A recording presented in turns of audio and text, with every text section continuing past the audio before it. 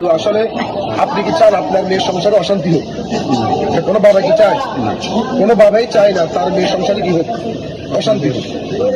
কিন্তু যে কাজ করলে অশান্তি হয়, আপনি বাবা হয়ে মেয়ের বিয়েতে সে কাজ করার কথা। আমি আপনার একটা কথা বলি, আজকে আপনিও জানেন আমিও জানি অধিকাংশ সংসারে সুখ নেই, কারণ সুখের দরজা আমরা বন্ধ করে দিচ্ছি। যে দাম্পত্য জীবনের সূচনা লগ্নে আপনি আল্লাহকে নারাজ করবেন, মহল্লার 1000 মানুষকে আপনি ঘুমের ব্যাঘাত সৃষ্টি করে কষ্ট দিবেন, মহল্লার মানুষ যে বিয়েকে কেন্দ্র করে বদদোয়া দিবে, ওই বিয়ের পাত্রী সুখে থাকবে, পাত্র সুখে থাকবে, কেন পারবো না? কিন্তু আপনারা বুঝাতে পারি নাই।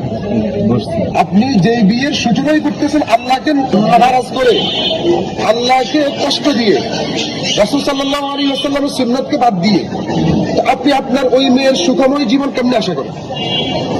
কথা বুঝেন নাই? এটা আমার কথা না, হাদিসের মধ্যে আসছে যে 2টা আওয়াজ অভিশপ্ত। আওয়াজটা অভিশপ্ত না, মানে 2টা আওয়াজ যারা করবে তাদের উপর আল্লাহর অভিশাপ বর্ষিত হয়।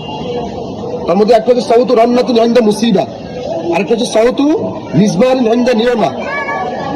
আনন্দকে কেন্দ্র করে, খুশিকে কেন্দ্র করে গান বাজনার আয়োজন করা, যারা এগুলো করে তাদের উপর আল্লাহর লানত বর্ষিত হয়। ঠিক। এখন যে দাম্পত্য জীবনের সূচনাই হবে আল্লাহর লানত দিয়ে, সে দাম্পত্য জীবন সুখের কেমনি হবে বলেন? আপনি তো চান আপনার মেয়ের সুখ হোক। এই জন্য আমরা আসছি মসজিদ থেকে।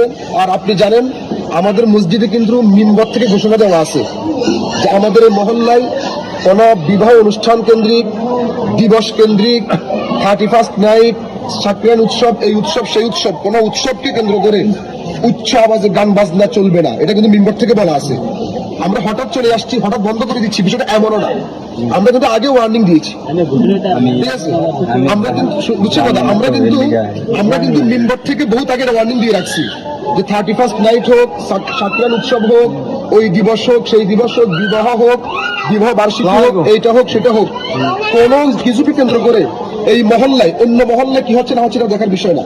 আমি এই মহল্লার একজন ইমাম, আমি আমার জিম্মাদারি মনে করে এই মহল্লায় উচ্চস্বরে কোনো আওয়াজ, গানের, কনসার্টের, ডিজের কোনো আওয়াজ উচ্চস্বরে হতে পারবে না। এটা মিম্বর থেকে ঘোষণা দেওয়া আছে, বুঝছেন কথা? এটা আমি মিম্বরে 1 দিন 2 দিন না, এটা মিম্বরে না হলে আমি 5-6 দিন বলছি।